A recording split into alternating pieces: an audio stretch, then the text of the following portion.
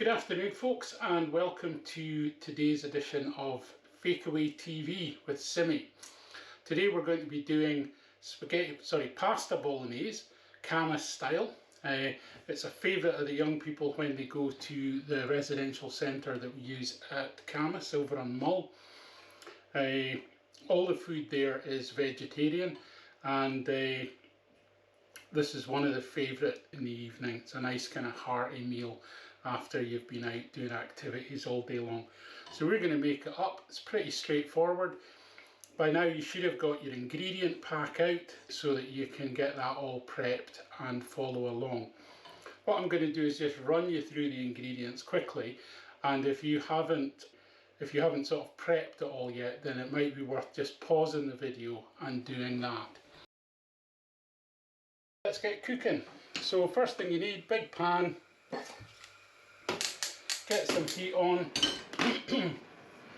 a little bit of oil, just a little splash of oil, well, I say a little splash, a decent glug. We're going to be frying quite a lot of this, so there's no harm in having a decent amount of oil in the pan. So once you've given your oil a couple of minutes to heat up, the first thing we're going to do is add in our chopped onions and get those frying.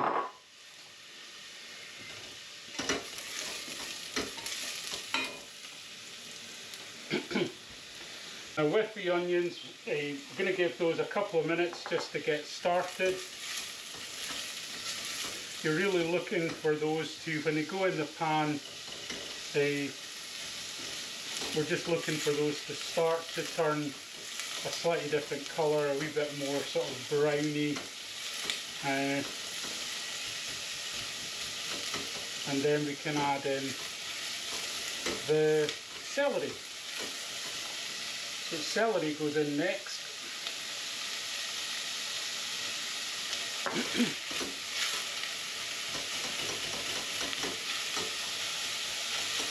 So Katrina and I don't really we wouldn't call ourselves vegetarians. We probably don't eat enough vegetarian food to justify that title. We do eat a fair amount of veggie meals, and one of the things I tend to use as a base for most of them is this onion, celery and carrot mix.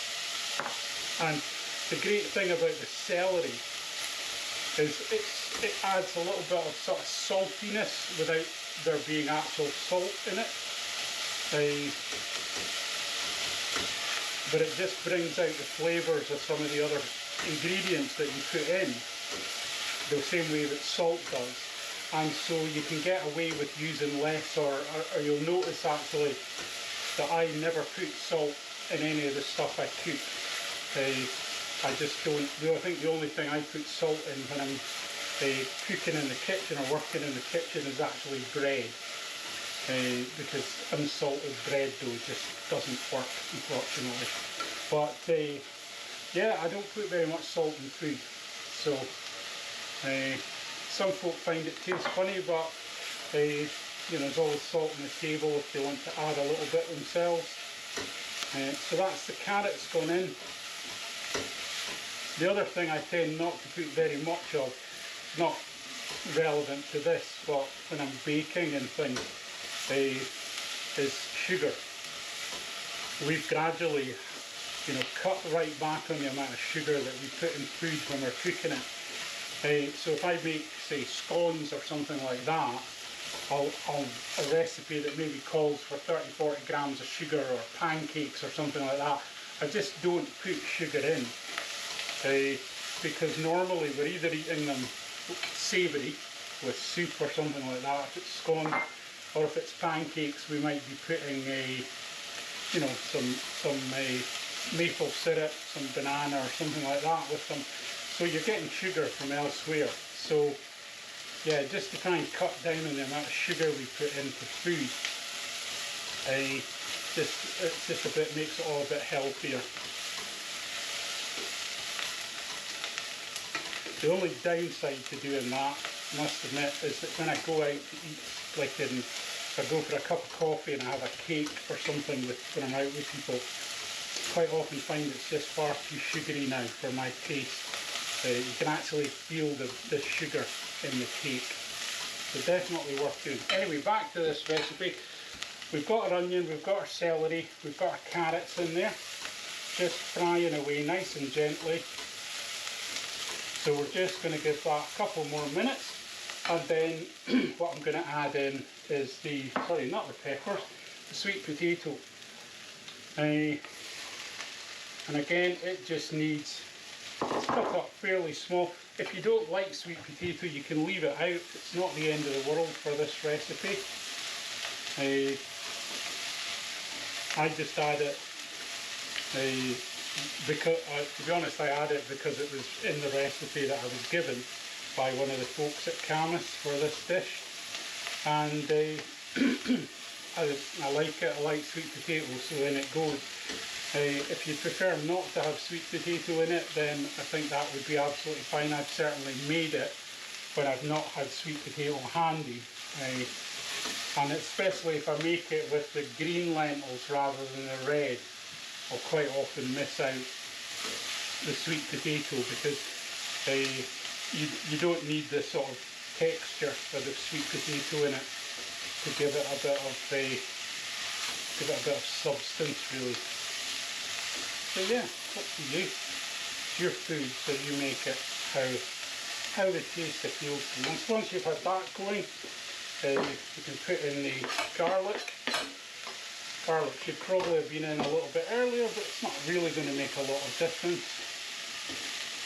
Probably Michelin-starred chefs who undoubtedly won't be watching this, looking on horrified at the thought of putting in the garlic after the sweet potato or something, but we'll get away with it. Winging it is what we do best. So we've got that going. We're going to put the peppers in now. If you need it, you can add a little bit of oil to this,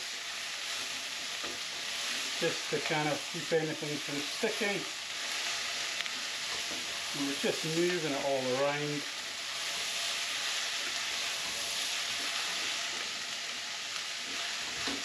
Just letting things fry off and soften up. And finally, once we've had that all going for a minute or two, I'm going to add in the mushrooms. So in a cracking episode of Continuity Errors with Simi, you'll notice I've switched to a slightly bigger pan here because the pan I was using just wasn't quite big enough to take all this vegetable. So there you go.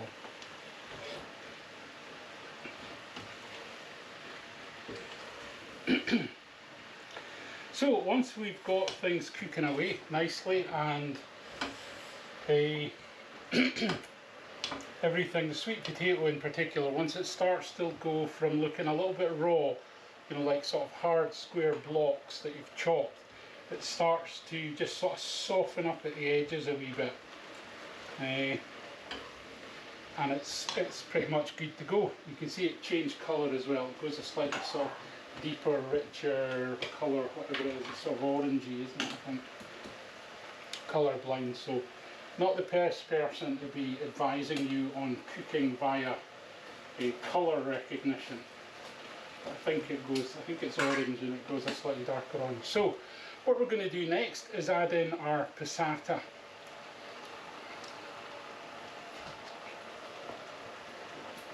And you should have 2 cartons of passata.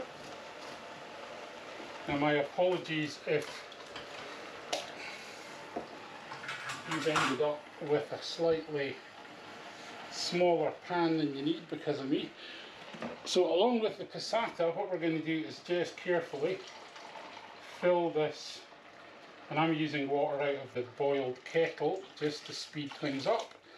And I'm basically adding about the same amount of fluid again, so I'm just using the passata packets to kind of measure out slightly less than, yeah, I'll probably do this, slightly less than double, slightly less than the same amount of fluid again as you put in passata in water, so maybe 1.5 to start with.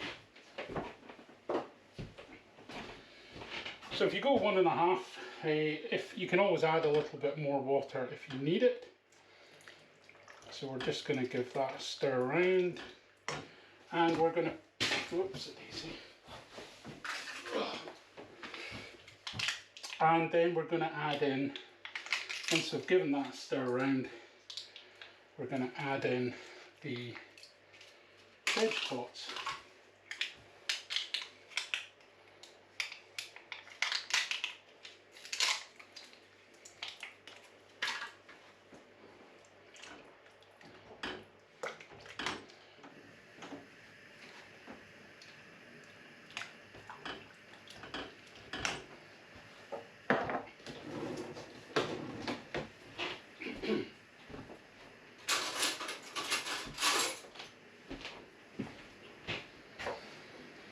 Once we've got the veg pots in and dissolving into that fluid, we've got our sauce up.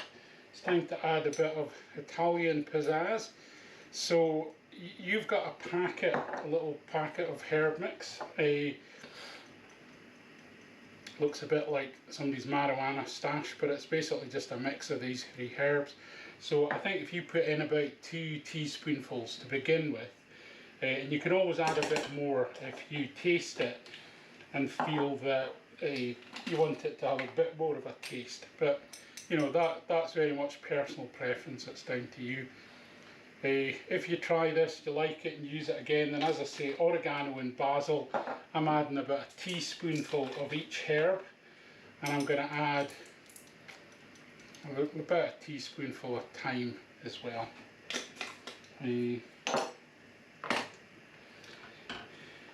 You can add this a little bit earlier. Some people add it just at the end of the cooking before they put in all the liquid and just kind of push it through. I'm not sure it makes a lot of difference with dried herbs.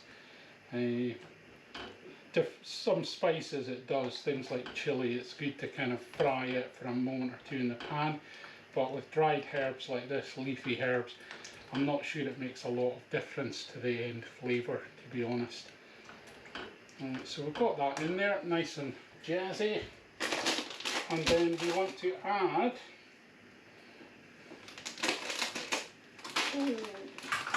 that could have been disastrous, but wasn't yet. Then we want to add about a half a packet of lentils.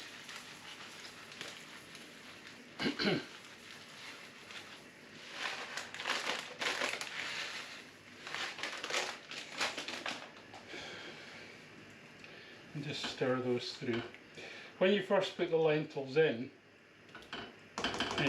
they have a bit of a tendency to sink to the bottom of the pan until they start to soften up. So for the first few minutes, you really need to kind of just keep things moving about in the pan. Otherwise your lentils will all just settle to the bottom and then they stick to the bottom and they burn, which gives you a bit of a burnt taste in the food, but also you've lost all those lentils to the crusty bottom of the pan. So just keep moving it around for a couple of minutes.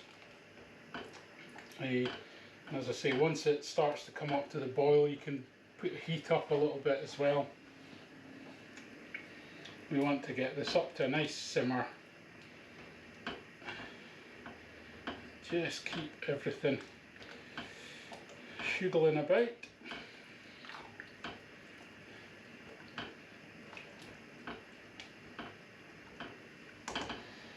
Already you're starting to get that really nice Italian scent coming off it. A nice kind of ragu sauce.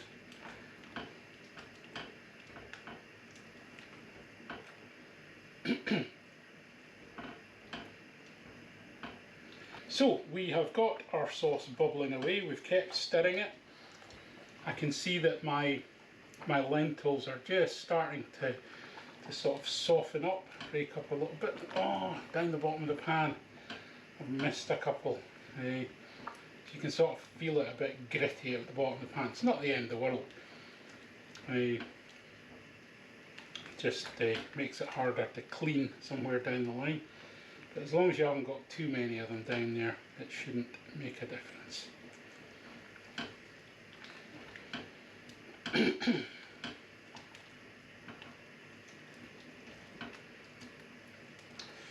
So we can now let that simmer away. I'm just going to turn the heat right down again. So it's just at a gentle simmer. Just brought that up now to starting to simmer. Turn the heat down a little bit because we don't want it to boil too hard. We just want it to cook now for probably about 25-30 minutes. Just to let the lentils soften and the bits of vegetable, the sweet potato and things all just soften up so it's nice and ready to eat. And it will also let the flavour of the oregano and the basil and the tomatoes just start to mellow up. So we are just going to put the lid on that pan, just make sure the heat's right down, and we are going to give it 20 or 25 minutes.